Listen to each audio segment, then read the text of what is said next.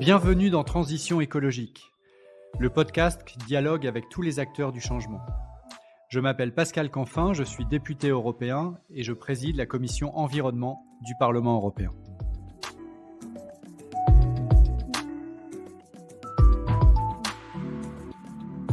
Dans ce podcast, je dialogue avec des responsables politiques, des chefs d'entreprise, des militants de la société civile et nous soulevons ensemble le capot de la transition écologique. Comment faire ? Comment faire face à un enjeu d'une telle complexité ? Voilà la question clé qui sera le fil conducteur de nos échanges. Mon engagement ? Vous garantir un podcast sans fausse polémique, sans simplisme et tourné vers l'action. Mon souhait ? Créer de l'intelligence collective pour gagner la bataille de la transition écologique.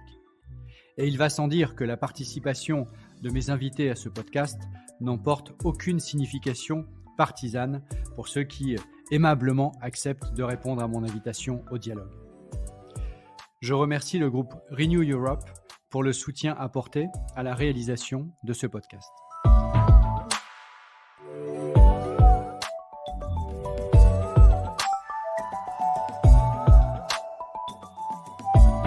Je suis aujourd'hui avec Pascal Desmurger, directeur général de la Maïf et coprésident de Impact France avec Julia Faure. Bonjour Pascal Desmurger. Bonjour Pascal Canfin. Je suis enchanté qu'on ait cette opportunité d'échange autour de deux grands thèmes qui vous sont chers, que vous pratiquez au quotidien avec à la fois la responsabilité à la Maïf et à celle d'Impact France. D'une part, le lien entre les métiers de l'assurance et la crise climatique que l'on connaît, puisque, on le sait, vous faites partie des métiers les plus impactés par le dérèglement climatique et en même temps partie de la solution. Donc, comment une entreprise comme la Maïf voit son rôle dans la gestion de cette crise. Et puis, sur plus largement, votre responsabilité au sein d'Impact France. Quel est votre programme pour changer le capitalisme français ? Si j'ai bien compris, c'était votre ambition. Exactement. Donc, on va en parler en détail.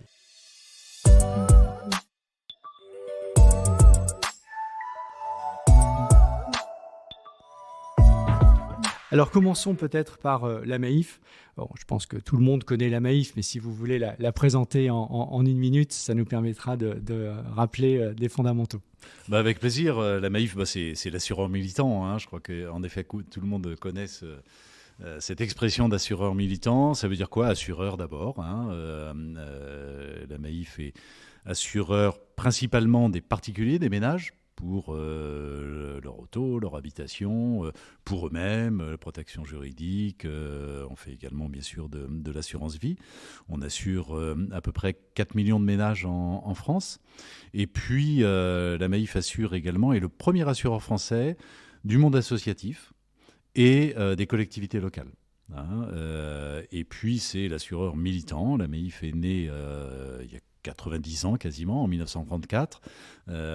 Sont 250 à peu près instituteurs à l'époque qui se sont regroupés, un peu en révolte, j'allais dire, contre les assureurs traditionnels et qui ont décidé que, au fond, leur prime d'assurance, ils n'avaient pas très envie qu'elle serve en grande partie à verser des dividendes aux actionnaires de ces entreprises. Et donc, on choisit de mettre en commun leurs risques, de verser une contribution, et puis cette contribution, elle servait quand quelqu'un avait un coup dur, un accident, un vol, une inondation, que sais-je. Ça permettait de lui venir en aide. Donc ça s'est vraiment construit sur une idée de solidarité, de mutualisation, au fond, des primes d'assurance. Et cet esprit mutualiste est demeuré jusqu'à aujourd'hui, puisque c'est le mode de fonctionnement de la Maïf. Alors, en 1934, il n'y avait pas d'enjeu climatique comme aujourd'hui. Donc, qu'est-ce que ça veut dire être assureur militant, être mutualiste et faire face au changement climatique dans ces doubles dimensions, à la fois, et on va les prendre dans l'ordre, à la fois les chocs climatiques, et donc les dommages, les incendies, les problèmes liés à l'immobilier et au sol qui s'écroule. Quand vous êtes assureur de cette maison, que se passe-t-il ? Donc le choc climatique, l'adaptation, la maladaptation, la résilience, on peut commencer par ça, et ensuite la question de comment vous accompagnez les solutions face au choc climatique. Donc, premier point sur l'impact. Aujourd'hui, de par votre métier, votre expertise, en chiffres, qu'est-ce que vous pouvez nous dire pour vous de l'impact du changement climatique ?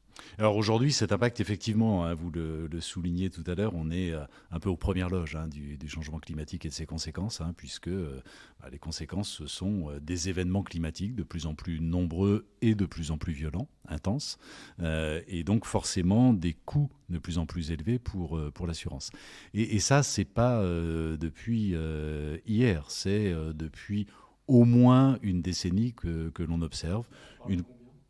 Alors, une croissance continue des coûts, en gros, c'est un doublement pour nous et pour l'ensemble du secteur de l'assurance, c'est un doublement du coût des événements climatiques tous les 3 ans. Et c'est relativement linéaire. Il y a eu 2022 qui a été une année exceptionnelle où là, on a multiplié par 8 le coût des... le coût des... En France, pour l'ensemble des assureurs, c'est à peu près 10 milliards d'euros. Qu'ont coûté les climatiques. Pour nous, c'est quasiment 1 milliard d'euros par rapport à un chiffre d'affaires de 4,5 milliards. Donc ça, c'est considérable, c'est gigantesque. Et c'est même en réalité insoutenable sur la durée. Surtout que derrière, ça veut dire que les réassureurs, c'est-à-dire les assureurs des assureurs, se retirent assez largement, augmentent leur prix de manière prohibitive et refusent de couvrir l'essentiel des risques en réalité. Et donc on se retrouve seul face à ces conséquences. Alors si on doit prendre les 3 principaux dans ce milliard d'euros d'accidents climatiques 2022, les 3 principaux postes, c'est quoi ? Alors en 2022, il y a eu un poste très important et ça c'était très exceptionnel, c'est la grêle. Il y a eu énormément d'orages de grêle et avec là aussi une évolution en réalité de la grêle. Les grêlons sont de plus en plus gros et forcément causent de plus en plus de dégâts. Le problème structurel le plus important, c'est la sécheresse. Et on connaît le phénomène, les maisons qui sont construites sur des sols argileux, les sols argileux se gonflent d'eau quand il pleut et puis se rétractent quand il y a de la sécheresse. Et ce mouvement des sols argileux de gonflement et de rétractation fait que les maisons qui sont construites dessus, pour peu que les fondations ne soient pas suffisantes, se fissurent, se fendent, voire même s'effondrent. Donc ça, ce sont des risques très, très lourds, des sinistres très lourds. Et puis autrement, les autres risques climatiques sont notamment les inondations, de plus en plus nombreuses. Il y a évidemment tout le phénomène du retrait de traits de côte, c'est-à-dire la mer qui progressivement progresse sur les terres avec l'élévation du niveau des océans. Et ça commence à être un problème localement très, très important. Voilà, c'est l'essentiel. Alors, il y a justement un débat dans la construction des politiques publiques pour faire face à cette nouvelle donne, qui est en gros de se dire qu'est-ce qui doit relever de l'assurance privée et donc de l'augmentation de la police d'assurance, puisque le risque est plus élevé, la prime de risque l'est également, et qu'est-ce qui doit relever de la solidarité nationale. Vous, comment vous vous positionnez par rapport à ça ? Alors on est très en pointe sur ce sujet, ça fait déjà assez longtemps qu'on interpelle à la fois la profession dans son ensemble et les pouvoirs publics sur le sujet. Si on ne fait rien, que va-t-il se passer ? Il va se passer 2 choses en réalité. La première que vous avez décrite, c'est une augmentation qui va finir par être insoutenable pour une partie de la population des primes d'assurance, et parce que en face il y a des coûts. Mais il y a un deuxième risque qui est moins visible, plus pernicieux, mais à mon avis encore plus important, c'est qu'il y a des zones entières du territoire desquelles les assureurs vont se retirer tout simplement. C'est déjà le cas aux États-Unis, notamment en Floride, où il y a énormément de gens qui ne trouvent plus d'assurance. Et si demain on ne fait rien, ce sera le cas en France. Dans quel territoire, si vous devez en citer 2 ou 3 ? Ça représente, on estime, entre 10 et 15% du territoire métropolitain. C'est considérable, que ce soit dans le sud-est, le sud-ouest, mais aussi en région parisienne à cause de ce phénomène de sécheresse et de retrait des argiles. C'est le cas dans pas mal de régions en réalité françaises. Et donc si on ne fait rien, en effet, les assureurs progressivement les uns après les autres vont refuser de souscrire ou alors vont augmenter à des prix totalement prohibitifs. Et donc nous, on se bat pour construire un système de solidarité, de mutualisation, pour que les assureurs soient à la fois contraints de prendre leur part dans ces zones-là et qu'il y ait une solidarité entre les assureurs pour garantir ce risque à des coûts raisonnables. Un système hybride Tout à fait. privé. Parce que vous évoquiez la Floride. Le phénomène que l'on a vu en Floride avec le retrait des assureurs, c'est que comme c'est une clientèle électorale, on parle des maisons avec piscine au bord de la côte en Floride, c'est la clientèle électorale du gouverneur républicain. Et donc le gouverneur républicain a dit tout simplement, OK, si le marché ne vous assure plus, moi j'assure. Oui. Résultat des courses, vous avez toujours autant de constructions sur les parties inondables, malgré le fait que le marché aurait dû jouer son rôle. Et d'ailleurs, quelque part, il a joué son rôle, sauf qu'il a été complètement remplacé par la puissance publique pour des raisons clientélistes locales. Résultat des courses, aucun changement de comportement. Oui. Et donc, c'est ça qu'il faut réussir à trouver comme équilibre. Il faut de la solidarité, bien évidemment. Ce n'est pas moi qui vais dire le contraire, mais il faut aussi, à un moment donné, un changement de pratique. Une incitation et un signal prix, d'une certaine manière. Alors, je suis complètement d'accord avec vous, et il faut bien distinguer, en réalité, deux situations différentes. Il y a ceux qui habitent là et qui habitent là depuis longtemps, voire depuis toujours, et qui n'ont juste pas le choix. Hein, et ceux-là, il faut les accompagner. Il y a effectivement une solidarité à avoir. Et puis, il y a, je ne sais pas moi, la personne qui a envie de s'acheter une maison de vacances sur la pointe du Cap Ferret, en sachant que de toute façon, dans quelques années ou quelques décennies au maximum, elle sera engloutie par les eaux. Et là, il n'y a en effet aucune raison pour que la collectivité paye pour cette personne. Il faut distinguer le stock oui, tout à fait. existant sur lequel, tout évidemment, il faut de la solidarité. Résidence principale, résidence secondaire, bien sûr. Et donc, ce travail-là, assez fin, dont on voit les grands principes, il peut impacter donc, plusieurs dizaines de milliers de Français rapidement. Aujourd'hui, il en est où ? Alors, avec les pouvoirs publics, puisqu'il y a des négociations en cours avec Bercy. Oui, complètement. Donc ça fait pas mal de temps, effectivement, que l'on porte et que je porte au nom de la Maïf ce sujet auprès des pouvoirs publics, qui a un peu découvert. Ils ont un peu découvert le problème, mais désormais s'en sont saisis et il y a 2 missions qui ont été mises en place pour justement réfléchir à un système de partenariat public-privé ou en tout cas un système qui permette de surmonter ce... Exactement. Et ça fait partie, je pense, de tout un travail d'adaptation au changement climatique. Oui. Qui est mené en France sous l'ombrelle France 4 degrés. Ouais. Comment, et je pense que Christophe Béchu, en l'occurrence le ministre de l'écologie, a eu raison de mettre ce sujet sur la table parce qu'on le sait trop peu. La moyenne mondiale, je pense que beaucoup de gens ont en tête le fameux 1,5 degrés. En France et en Europe, c'est 2 fois plus vite. On a déjà en France un réchauffement qui est pas loin des 2 degrés.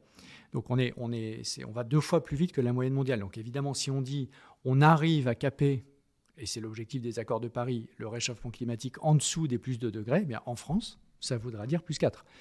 Et je pense qu'on est très très loin d'avoir fait le tour de tous les impacts négatifs que ça représente et de les chiffrer et ensuite de s'organiser pour les couvrir. C'est vrai pour les infrastructures, c'est vrai pour l'énergie, c'est vrai pour, par exemple, le Rhin et le Danube en Europe et évidemment le Rhin en France qui était à un moment donné quasiment à sec. Bon, on sait ce que ça veut dire. Le port du Havre, selon les analyses de l'Agence européenne de l'environnement qui dit que le port du Havre sera inondé dans la deuxième partie du siècle, si on ne construit pas les infrastructures nécessaires, imaginez l'inondation régulière du port du Havre, ça a un impact sur l'ensemble de l'économie française. Bien sûr. Si vous faisiez référence à la COP21 à Paris en 2015, c'est Henri de Castres, qui à l'époque était patron d'AXA, qui disait « Un monde à 4 degrés est inassurable ». Tout à fait, parce que le risque devient certain. Je pense que c'est ça que l'assurance repose sur le risque, qui par définition n'est pas certain. Une fois qu'on est dans un monde à 4 degrés, le risque est trop probable et donc il n'est plus assurable. Ce qui nous emmène sur des coûts très très significatifs, ce qui fait par exemple que moi, je me bats au niveau européen pour que ces sujets-là soient intégrés dans la réforme du pacte de stabilité et de croissance. Parce qu'aujourd'hui, on continue de produire des trajectoires budgétaires qui, je pense, n'intègrent absolument pas ces coûts futurs. Et du coup, le coût de l'inaction n'est pas mis en facteur, en quelque sorte. Il n'est pas projeté. Donc, je pense qu'il est important de changer ça pour être tout simplement plus robuste et arrêter d'être aveugle ce coup. Et je pense qu'effectivement, les assureurs sont en première ligne là-dessus. Mais évidemment,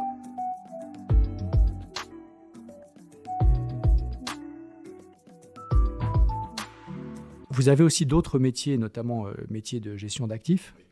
Et donc là, vous pouvez être acteur de la transition dans ce qu'on appelle la finance verte. Absolument. Donc, comment vous agissez là-dessus? Et on a un rôle majeur à jouer dans finalement le ralentissement du réchauffement climatique.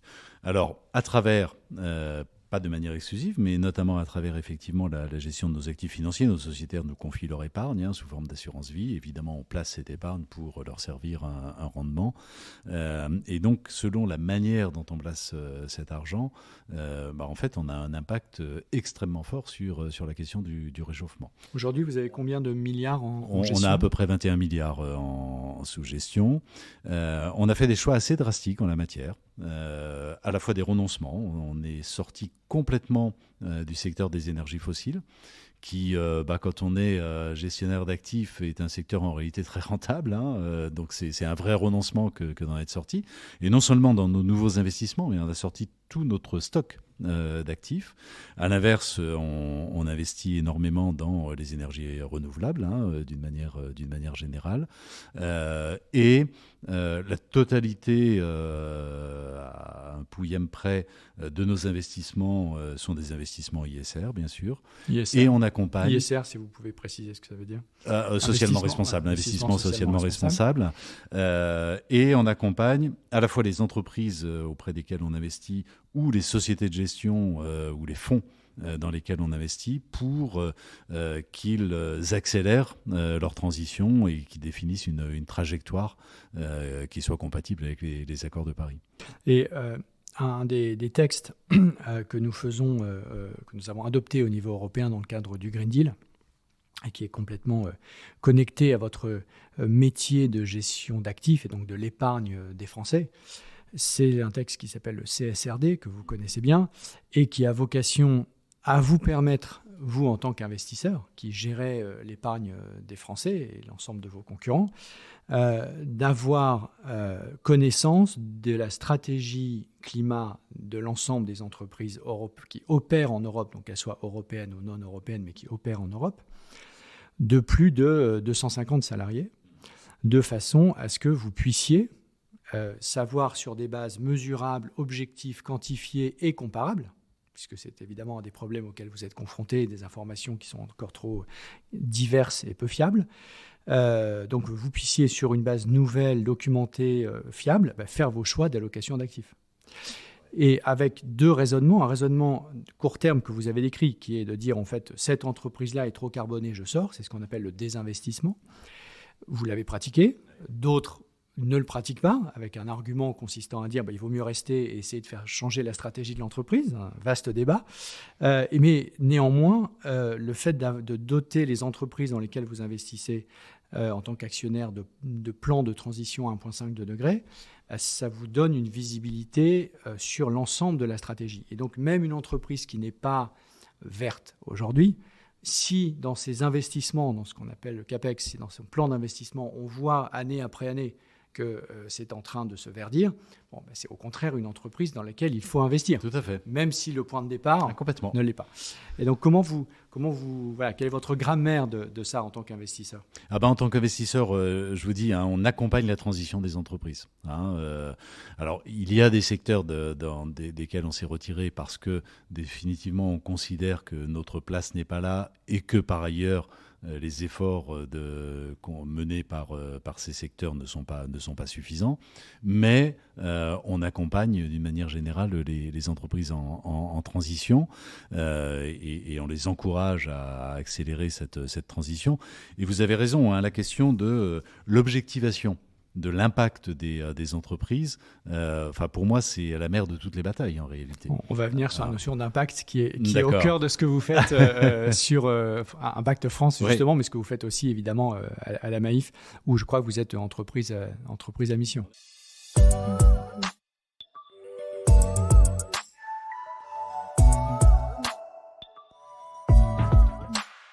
On a couvert deux de vos métiers jusqu'à présent. Le premier, c'est l'assurance plutôt immobilière, dont on a parlé, assurance habitat, la gestion d'actifs, donc la partie vraiment gestion de l'épargne, mais il y a aussi l'assurance automobile, qui est, j'imagine, part importante de votre activité. Bien sûr. Donc, aujourd'hui, comment vous... Et on sait que les transports, de manière générale, représentent peut-être le premier poste d'émission de gaz à effet de serre. Donc, en tant qu'assureur mobilité, au fond, quel est votre rôle dans la transition, que ce soit sur le véhicule zéro émission, l'utilisation du covoiturage, les transports en commun? Quelles sont vos politiques là-dessus? Alors, on a effectivement un rôle d'incitation qui est important.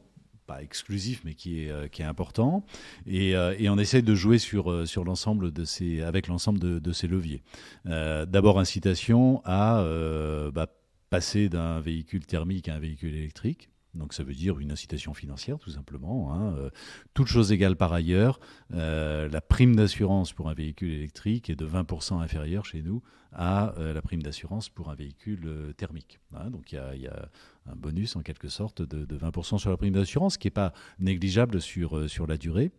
On fait d'ailleurs le même type de remise pour ce que l'on appelle les petits rouleurs, c'est-à-dire les gens qui parcourent moins de 6000 km par an, parce que là aussi, il y a évidemment une corrélation directe entre l'intensité de l'usage du véhicule et le niveau d'émission de carbone.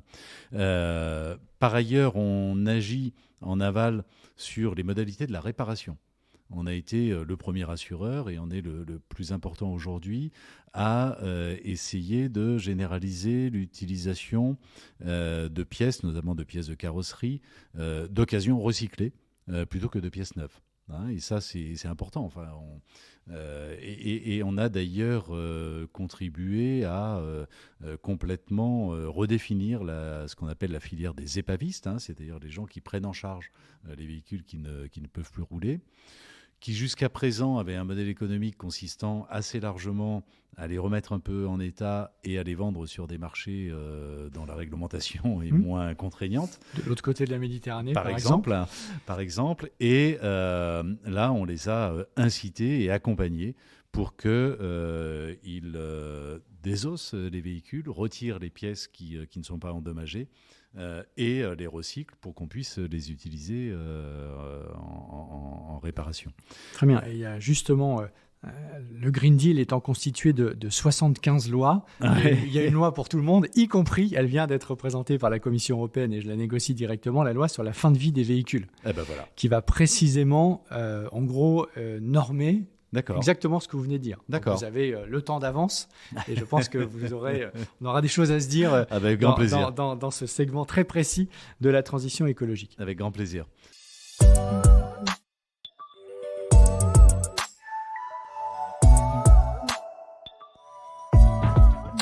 Si maintenant on élargit le champ, puisque votre fonction à la Maïf vous a amené récemment à prendre des responsabilités au sein du mouvement Impact France. Alors avant de parler du fond, peut-être là aussi un mot de présentation du mouvement Impact France, qui est le nouveau grand concurrent du MEDEF, c'est ça ? Alors, grand concurrent, je ne sais pas, ou peut-être le MEDEF du 21e siècle, d'une certaine manière. Parce que, ce qui est encore pire que ce que je venais de dire. Impact France est effectivement un mouvement d'entreprise de toute taille, TPE, PME, ETI, mais aussi grandes entreprises, y compris grandes entreprises cotées, privées, publiques.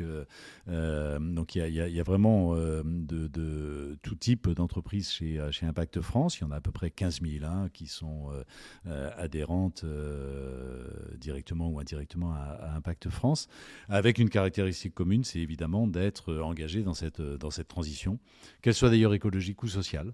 Il y a vraiment les deux axes chez Impact France.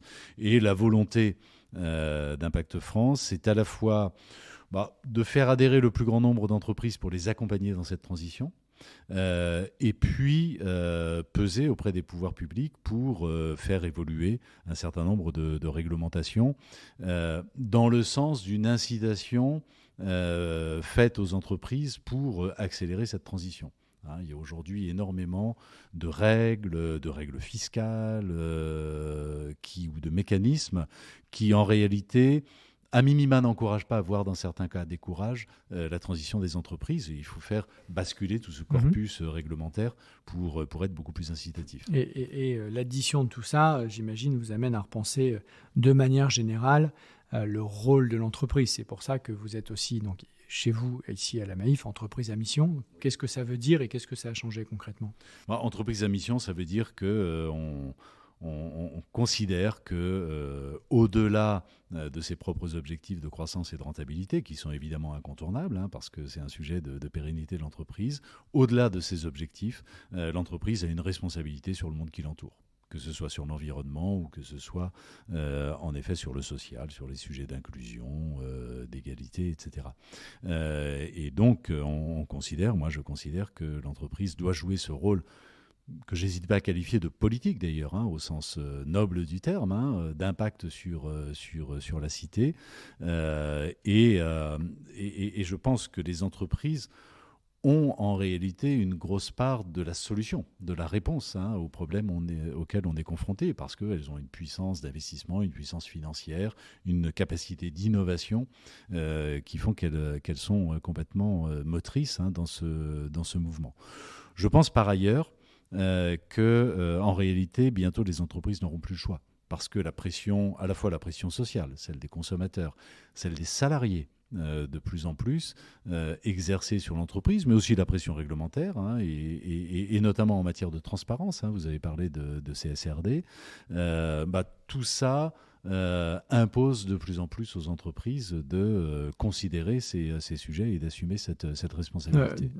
Deux contrats, je partage ce que vous venez de dire, néanmoins je vois deux contre-arguments. Ouais. Le premier, c'est que j'imagine que vous êtes aussi amené à faire des arbitrages financiers qui n'entrent pas toujours en totale cohérence avec les objectifs de responsabilité sociale et environnementale. C'est vrai pour vous, c'est vrai pour l'ensemble des opérateurs économiques. Comment vous réglez cette question ? Par exemple, quand vous évoquiez tout à l'heure le sujet du bonus qui est inférieur pour les véhicules électriques, pour les véhicules thermiques, or le risque, est-ce que c'était un choix de mission ou qui du coup fait perdre de l'argent, comme vous l'avez dit pour le désinvestissement dans les sociétés fossiles, et jusqu'où vous pouvez aller sans que votre conseil d'administration vous dise « bon, c'est sympa, Pascal Desmurger, mais à un moment donné, vous mettez en péril la pérennité de la Maïf ». Alors vous avez complètement raison, ça veut dire qu'il y a des renoncements. Effectivement, quand on fait moins payer un véhicule électrique, c'est un manque à gagner qui est réel, d'autant plus qu'en réalité, le coût pour l'assureur d'un véhicule électrique est plus élevé que pour un véhicule thermique, pour plein de raisons, parce que la fréquence de sinistre est un peu plus élevée, parce que le coût moyen des sinistres est également plus élevé. On pourrait rentrer dans les détails, peu importe. Quand, dans un autre domaine, mais qui finalement répond à la même logique, quant au moment du premier confinement, on se rend compte que, par hypothèse, les gens sont confinés, donc il n'y a plus de voitures sur les routes. Quand on est assureur automobile, on a deux réactions possibles. Soit on se frotte les mains en disant « chic, il ne va pas y avoir d'accident, j'ai encaissé des prix mais je n'aurai pas de sinistre à rembourser », ou on peut faire ce qu'a fait la Maïf, c'est-à-dire se dire du coup je ne suis pas légitime pour conserver ces primes d'assurance et je rembourse l'ensemble des assurés de la Maïf du montant de leur prime d'assurance correspondant à la période du confinement. En effet, ce sont des renoncements et en effet, on perd de l'argent. En réalité, la question, c'est l'horizon de temps que l'on se fixe. On perd de l'argent à court terme, c'est extrêmement efficace en réalité, extrêmement performant à long terme. Parce que en faisant ça, on construit aussi une réputation. Une image. Une marque. Et une image qui vaut aussi bien d'ailleurs pour l'image commerciale. Jamais la Maïf n'avait eu un développement aussi important que ces dernières années. Il y a bien une attractivité de la marque du fait de la réalité et de la sincérité de ses engagements. C'est vrai aussi pour la marque employeur, sur un marché du travail qui est quand même de plus en plus tendu.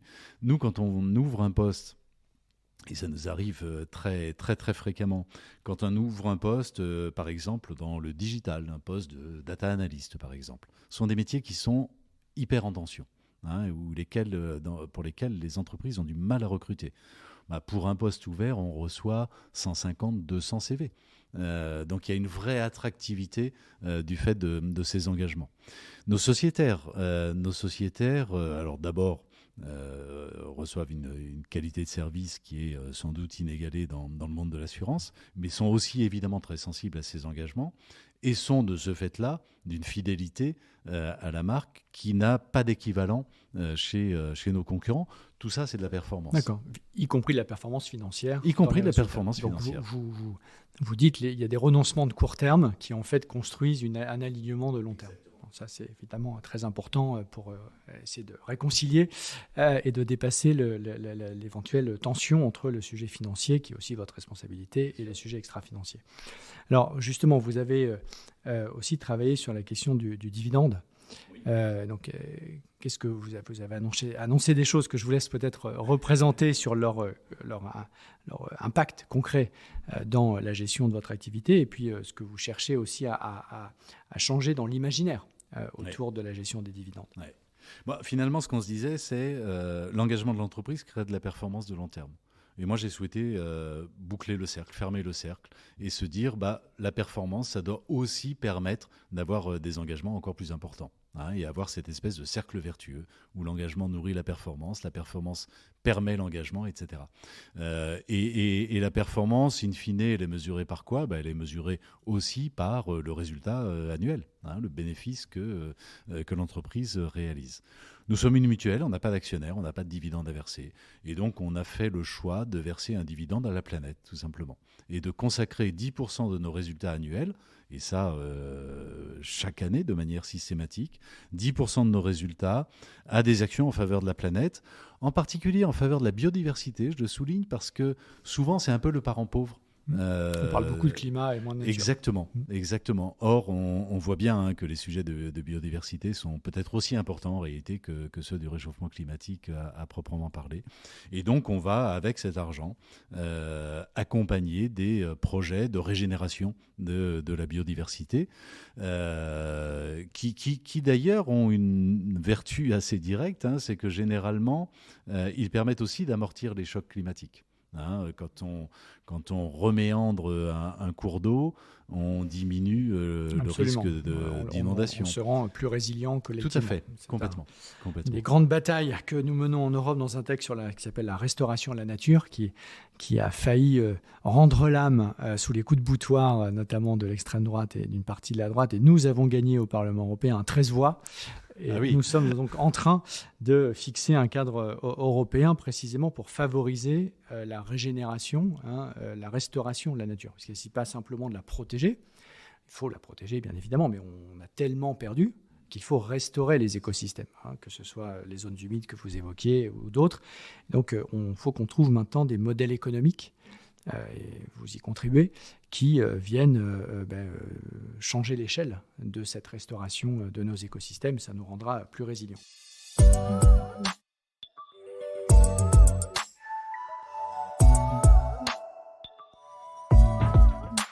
Et je reviens sur Impact France. Donc, plusieurs milliers d'entreprises. Aujourd'hui, si vous deviez nous dire quelles sont vos 2 ou 3 grandes priorités en termes, je dirais, de plaidoyer pour changer les politiques publiques, que ce soit au niveau français ou européen, quelles sont-elles ? Sans doute que la première chose tourne autour de ce que l'on appelle généralement la conditionnalité. C'est-à-dire le fait que aujourd'hui, l'État français et les collectivités locales, l'ensemble des pouvoirs publics, versent à peu près 150 milliards d'aides publiques aux entreprises chaque année. C'est une somme considérable que je ne remets pas en cause. En revanche, elle les verse sans fixer aucune condition sur les engagements écologiques ou sociaux des entreprises qui les reçoivent. Pour moi, c'est une situation qui devient inacceptable. D'abord moralement, en termes évidemment d'efficacité de la transition, même en termes tout simplement de gestion des finances publiques. Verser une aide à une entreprise qui pollue, c'est évidemment accroître les dépenses de demain, parce que qui dit pollution dit dépenses futures pour la puissance publique. Donc, conditionner le versement des aides publiques, conditionner de la même manière, mettre des conditions obligatoires dans les appels d'offres publics pour les marchés publics, et on se parle de 200 milliards annuellement. Et puis même, moi je pense qu'il faut que le moment est venu de basculer dans ce que l'on peut appeler la fiscalité comportementale, c'est-à-dire une fiscalité sur les entreprises qui n'est pas destinée seulement à recueillir, à nourrir les recettes de l'État pour financer les dépenses, mais aussi qui a un rôle pour modifier les comportements des entreprises. Une entreprise qui fait des efforts, qui consent des investissements de dépollution, paye exactement le même impôt sur les sociétés qu'une entreprise qui n'a fait aucun effort. Je pense qu'il est temps de commencer à réfléchir Donc, concrètement, à cette modulation. sur ce dernier point, quelle est votre proposition pour connecter l'impôt sur les sociétés et l'enjeu environnemental? Alors, est-ce que vous le prenez par les réductions d'émissions de CO2? Est-ce que vous le prenez par le plan de transition? Quel est l'outil que vous utilisez? Et concrètement, votre proposition reviendrait à quoi? En fait, on a plusieurs propositions sur le sujet. On a une première proposition, il y a un débat en ce moment en France sur le rythme de suppression de ce qu'on appelle la CVAE, qui est une contribution sur la valeur ajoutée des entreprises, qui a été mise en place il y a quelques années, que le gouvernement s'était engagé à supprimer en 2024, et puis finalement, il a décidé de la supprimer en sifflet sur 4 ans. On se parle de 4,5 milliards de recettes. Le MEDEF souhaite la suppression immédiate. Le gouvernement souhaite l'étalement de cette suppression. Nous, on dit, on n'a pas à juger de la question de l'étalement et du rythme de la suppression. En revanche, en priorité, il faut que cette suppression bénéficie aux entreprises qui, tout simplement, ont répondu à une obligation légale, c'est de publier ce qu'on appelle le BGES, le bilan des émissions de gaz à effet de serre, et une trajectoire de diminution de ces émissions de gaz à effet de serre. Et simplement cette première condition, qui est relativement simple à vérifier, à matérialiser, et en même temps... la publication du BGES, c'est une obligation légale qui a une dizaine d'années maintenant, et il n'y a que 40% des entreprises qui y sont soumises qui y répondent. Ce qui est important dans ce que vous dites, c'est qu'effectivement, une grande partie du droit environnemental ne pèche pas par son inexistence, il pèche par sa non-application, en tout cas relative ou marginale ou partielle. Donc, comme on ne va pas forcément aller mettre un inspecteur derrière chaque entreprise, il faut utiliser d'autres leviers. Exactement. Et notamment le levier fiscal. Tout à fait. De la même manière, je parlais de modulation de l'impôt sur les sociétés. Je pense que tant que CSRD ne sera pas mis en place et effectif et permettra demain de mesurer de manière extrêmement objective, comme vous l'avez décrit, le comportement de l'entreprise finalement et son impact sur l'environnement, c'est compliqué de moduler la fiscalité sur des critères qui seraient moins objectifs. En revanche, à très court terme, immédiatement, il y a une chose très simple à faire. C'est de dire, au fond, il doit y avoir 2 taux d'impôt sur les sociétés. Un taux minoré par rapport au taux actuel pour les sommes, la partie des bénéfices qui reste dans l'entreprise et qui est réinvestie, qui sert à l'innovation, aux investissements, à l'avenir de l'entreprise. Et puis, un taux, au contraire, plus élevé que le taux actuel pour les sommes distribuées sous forme de dividendes aux actionnaires. Et ça, c'est extrêmement vertueux à la fois pour l'économie, ça permet d'augmenter la capacité d'investissement des entreprises, et puis c'est extrêmement vertueux socialement. Sur la décennie écoulée, on a 70% d'augmentation des dividendes distribués quand il y avait à peine 20% d'augmentation des salaires.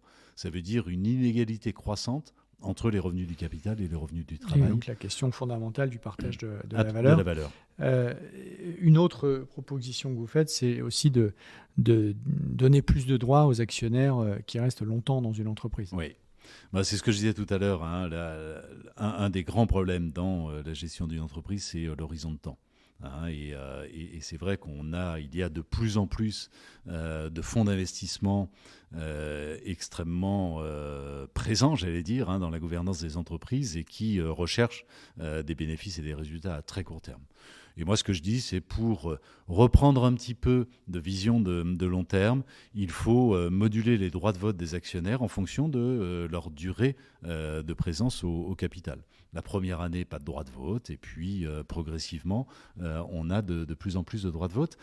Et ça permettra de neutraliser l'action néfaste des fonds vautours, notamment, qui font des coups, qui rentrent pendant quelques mois et puis qui ressortent. Est-ce que vous connaissez des pays qui ont mis en place ce système ? Alors, je vous avouerai que non. Moi non plus. Donc, mais on peut être innovant. On peut, d'une part, étaler notre ignorance, très bien, mais si jamais notre ignorance révèle juste que ça n'existe pas, pourquoi ça n'existe pas ? Parce que ça me semble relativement de bon sens. Un salarié qui reste longtemps a de facto acquis plus de droits qu'un salarié qui vient d'arriver. Un client qui reste longtemps a des primes de fidélité plus... Bon, très bien, et je pourrais multiplier les exemples. Pourquoi on n'a pour l'instant pas été capable de le faire pour les actionnaires ? Où est le blocage ? Mais je pense que ce que vous dites à propos de cette mesure, c'est en effet une mesure de bon sens, mais c'est vrai pour toutes les autres que l'on a citées. Enfin, la conditionnalité des aides publiques, je pense que dans la rue, vous interrogez n'importe qui en expliquant que les aides ne sont pas conditionnées et qu'il faudrait le faire, je pense que 95% des gens seraient d'accord. Alors, donc moi, je suis favorable depuis longtemps à cette proposition et je reconnais qu'elle n'arrive jamais à se matérialiser alors qu'elle me semble le bon sens. Et elle peut être contournée, je le précise, par ce qu'on appelle le prêt de titre, où vous êtes un actionnaire de long terme, mais au moment de l'Assemblée générale, au moment du vote, vous prêtez vos titres. Et résultat des courses, ce n'est pas vous qui votez, c'est le fameux fonds vautour que vous évoquiez. Ça, c'est une pratique qui me semble moi aussi particulièrement dommageable. Mais qui peut se réguler. Qui peut se réguler, mais qui ne l'est pas aujourd'hui. Oui. Je trouve que c'est particulièrement dommageable parce que ça veut dire que tous les actionnaires de long terme qui sont censés justement réfléchir à un horizon de temps avec la direction de l'entreprise plus long que le trimestre, ceux-là, eux-mêmes, en prêtant leur titre au moment du vote à des actionnaires qui ne viennent que pour ça, pour faire un coup pendant quelques semaines, contribuent au court-termisme dont il faut absolument sortir. Bon, je mettais ce point de côté, mais comme je sais qu'il est pratiqué par de nombreux acteurs financiers français, je voulais le souligner.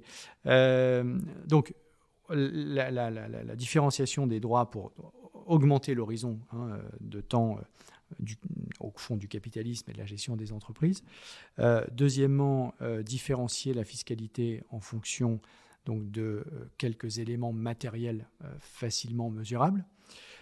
Ça, c'est quelque chose que vous êtes en train de discuter avec les pouvoirs publics français, ou c'est un plaidoyer qui commence mais qui pour l'instant n'a pas Non, encore... ce sont deux illustrations de propositions que l'on va faire dans les jours qui viennent, effectivement au pouvoir public, au gouvernement français et à un certain nombre de parlementaires, sous forme d'amendements au projet de loi de finances pour 2024. Sur le premier point, donc je regarderai à titre personnel cela avec beaucoup d'attention et de soutien. Sur le premier point, sur la conditionnalité des aides publiques, je pense qu'il faut différencier un tout petit peu. Enfin, il y a plusieurs situations. Par exemple, sur l'agriculture, on a aujourd'hui de plus en plus de conditionnalité des aides type de la PAC. Oui. Qui sont liées à la baisse des pesticides ou à des changements de pratiques agricoles. Donc, on est engagé dans cette conditionnalité. Ensuite, il y a des moments où le fait de soutenir une entreprise qui est tellement importante pour un tissu national, régional, je pense au moment de la crise Covid à Air France, par exemple, où on a certes mis des conditionnalités futures, mais dire aujourd'hui Air France pollue, oui, puisque Air France est une compagnie aérienne, donc je ne vais pas la soutenir parce que ça n'entre pas dans le champ de ma conditionnalité. Là, pour le coup, je pense que ce serait aller trop loin parce que je ne vois pas ce qu'on gagnerait à ne plus avoir de compagnie nationale qui, par ailleurs, est un des acteurs les plus en pointe dans la décarbonation de l'aviation.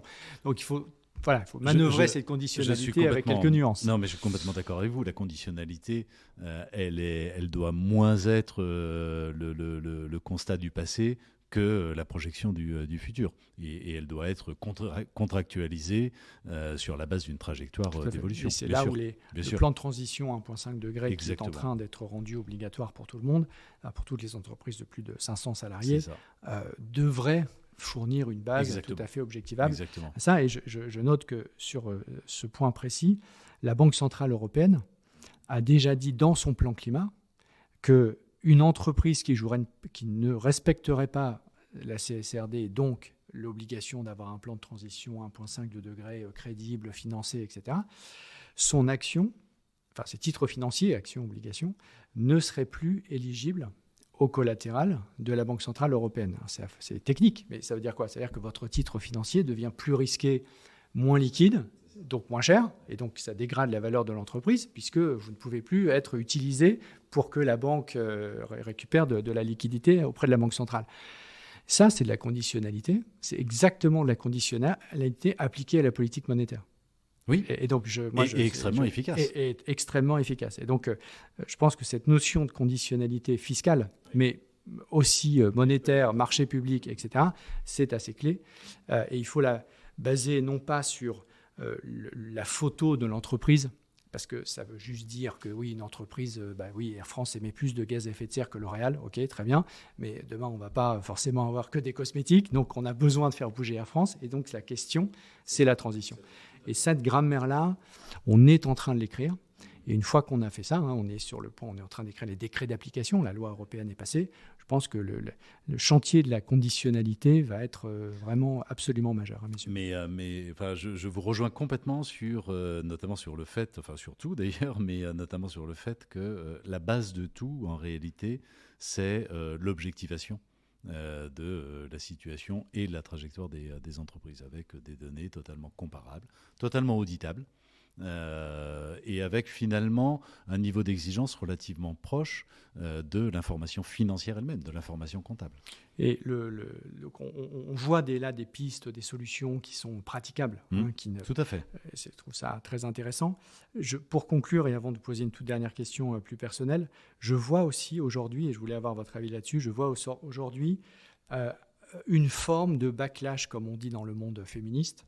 C'est-à-dire on a énormément avancé avec le Green Deal, avec un certain nombre de réglementations sur les voitures, sur la finance, etc. Et on voit un certain nombre d'entreprises ou de mouvements d'entreprises, dont certains que vous avez cités récemment vous-même, ou la FEP pour les grandes entreprises françaises, qui sont aujourd'hui engagées dans une démarche consistant à dire « Oh là là, attention, n'allons pas trop vite, ralentissons, tout ça c'est compliqué, tout ça c'est des contraintes, etc. » Vous, comment vous vous positionnez avec Impact France ?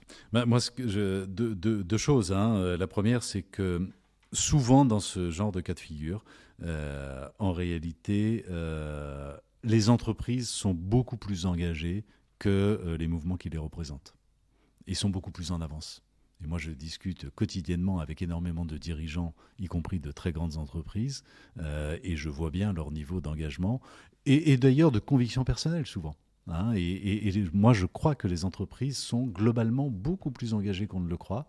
Et forcément, les mouvements qui les représentent ont toujours un temps de retard. C'est le plus petit dénominateur commun. Et donc, oui, c'est ça. C'est d'une part le plus petit dénominateur commun, et puis d'autre part, il y a une espèce d'inertie culturelle finalement. Donc on a besoin de mouvements comme le vôtre, justement, pour être pionnier. C'est une bonne conclusion. Voilà.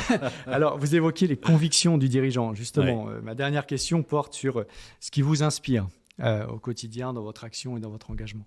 Alors écoutez, moi, ce qui m'a fait basculer, parce que je n'ai pas toujours été un dirigeant aussi convaincu de la nécessité de l'engagement, je pense qu'il y a eu plusieurs éléments évidemment, mais l'élément fondamental qui m'a fait basculer, c'est tout simplement quand je me suis rendu compte du regard de mes enfants en réalité, et que j'étais en train de contribuer à perpétuer un monde dont ils ne veulent plus, dans lequel ils n'ont pas envie de vivre. Et quand j'ai essayé de comprendre un peu mieux leurs projections, leurs attentes, leurs envies et leurs perspectives, et du coup, quand j'ai pris conscience effectivement de la manière dont le monde évoluait et des risques qui étaient devant nous, quand on a pris cette conscience, forcément ça devient une priorité. Quand on a conscience des conséquences du changement climatique, par exemple, mais c'est vrai sur d'autres sujets, notamment sociaux, forcément, ça devient, si on a un minimum d'esprit de responsabilité, ça devient sa priorité absolue. Merci Pascal Desmerger. Merci à vous.